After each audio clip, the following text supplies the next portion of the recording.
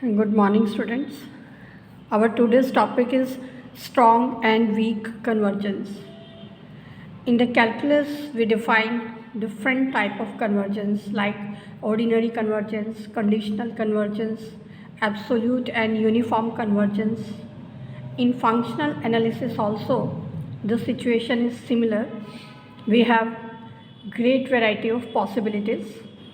So today in the present section, we are concerned with the topic strong and weak convergence. So hence, we first state what is strong convergence.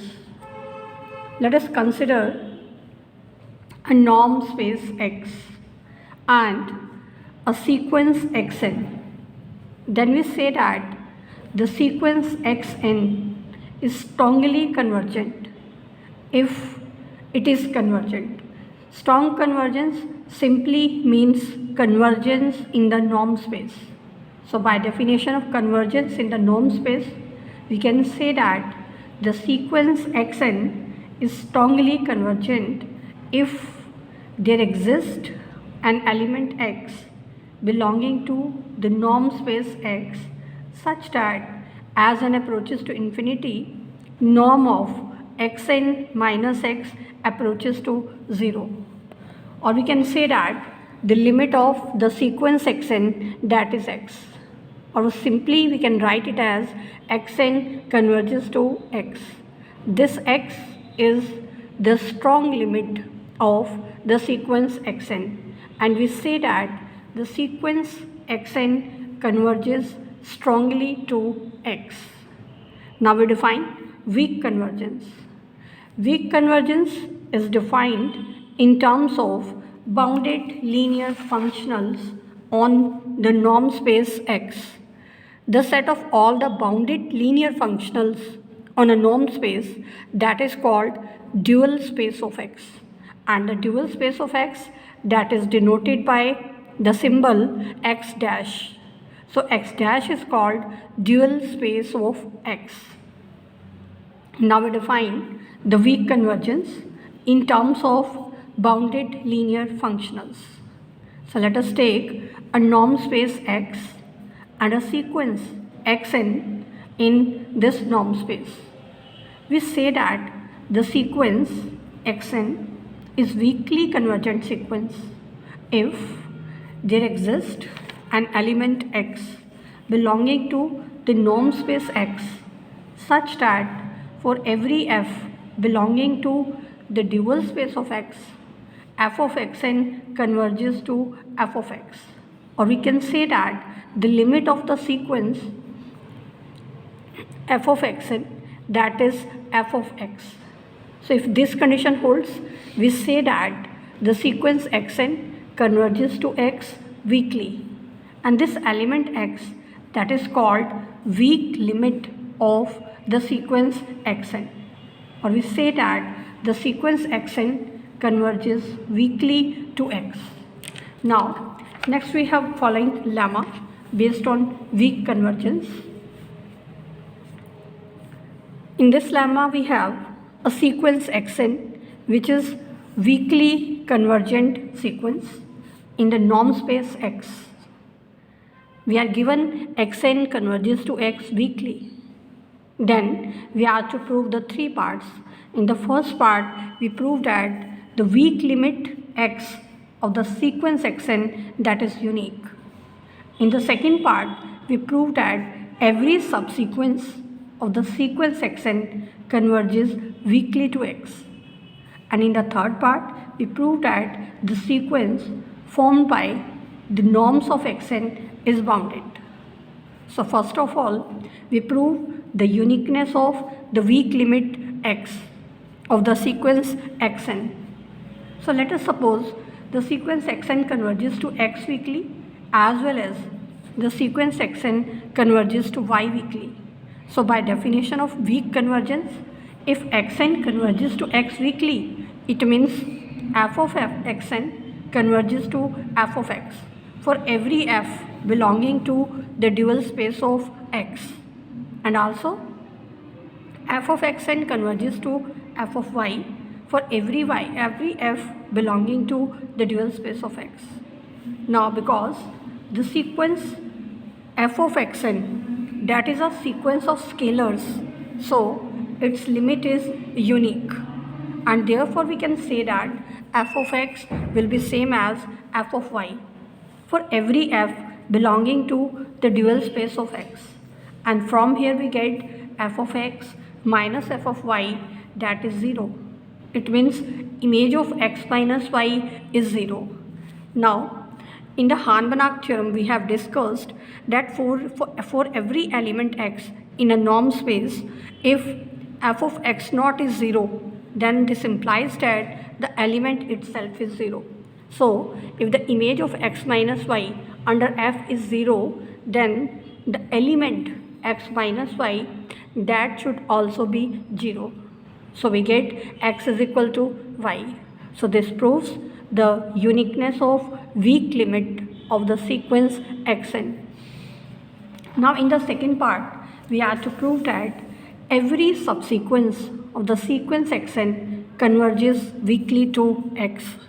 So if we take a subsequence of sequence xn, then because we are given sequence xn is weakly convergent to x, so by definition f of xn will converge to f of x. Now because every subsequence of f of xn, that will be convergent to the same limit as the given sequence, so we can say that every subsequence of xn will converge weakly to x.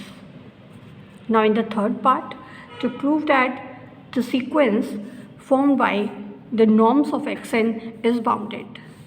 Now because xn converges to x weakly, so by definition of weak convergence, f of xn converges to f of x for every f belonging to dual space of x. It means the sequence f of xn is convergent sequence of numbers, and every convergent sequence is bounded, so this sequence is bounded also. So by definition of boundedness, we can say that mod of f of xn is less than or equal to Cf. Here this Cf is a constant which depends on f. Now by using the definition of canonical mapping is denoted by C from the norm space x into the second dual space of x. So by using this definition of canonical mapping, we can define Gn belonging to second dual of x by Gn of f is equal to f of xn. Now from here Gnf mod is equal to mod of f of xn. Now mod of f of xn, that is less than or equal to Cf. So we can say that Gnf mod is less than or equal to Cf.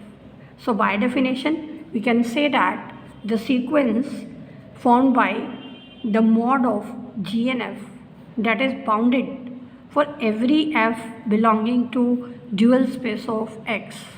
Now the dual space of x, that is complete norm space. So by uniform boundedness theorem, we can say that the sequence formed by the norms of Gn, that is bounded sequence. And by definition of canonical mapping, Gn norm is same as norm of xn. So we can say that the sequence formed by the norms of xn, that is also bounded sequence. Now in the next theorem, we will use the lemma, and we prove that in finite dimensional norm spaces there is no distinction between strong and weak convergence. So the theorem is, let us consider a norm space X and Xn is a sequence in this norm space. Then we prove that strong convergence always implies weak convergence with the same limit. In the second part, we prove that the converse is not generally true. And in the third part, we prove that if X is finite dimensional norm space, then converse is true. It means weak convergence also implies strong convergence. So firstly, let us prove the first part. In the first part, we are given that the sequence xn is strongly convergent. Strong convergence means simply convergence in the norm space. So by definition of convergence in the norm space, we can say that sequence xn converges to x means norm of xn minus x approaches to 0 as n approaches to infinity. Now we are to prove that the sequence xn is weakly convergent. So let us take f belonging to the dual space of x. Let us find the mod of f of xn minus f of x. Now this can further be written as mod of f of xn minus x. Now because f belongs to dual space of x and dual space of x is the set of all bounded linear functionals on x. So f is bounded linear functional. So by definition of bounded, we can write it as this is less than or equal to norm of f into norm of xn minus x. Now because norm of xn minus x approaches to 0 as n approaches to infinity, so from here we can say that mod of f of xn minus f of x approaches to 0 as n approaches to infinity. So we can say that f of xn converges to f of x, and by definition we have proved that the sequence xn converges to x weakly. Now in the second part we prove that the converse is not true in general. So in order to show this, let us take an example. So let us consider a Hilbert space H and an orthonormal sequence En in this Hilbert space. Then we can use Riesz representation theorem. So according to Riesz representation theorem, for every f belonging to the dual of this Hilbert space, we have a representation which is called Riesz representation, which is in terms of inner product. So we can write f of x is equal to inner product of x with z. So using this representation here, replacing x by En, this will become f of En is equal to inner product of En with z. Now using Bessel's inequality, we have summation mod inner product of En with z square is less than or equal to z norm square, and therefore we can say that the series on the left side that converges, and because the series is convergent, therefore its terms approaches to 0 as n approaches to infinity. So we can say that inner product of En with z approaches to 0 as n approaches to infinity. Now from here we have inner product of En with z is equal to f of En. So from here we get f of En approaches to 0 as n approaches to infinity. So we have proved that En converges to 0 weakly. Now we'll show that En does not converge strongly. In order to show this, it is sufficient to show that the sequence is not a Cauchy sequence. To show that this is not Cauchy, let us consider Em minus En norm square. Now norm square means inner product of this element with itself. So this will become inner product of Em minus En with itself.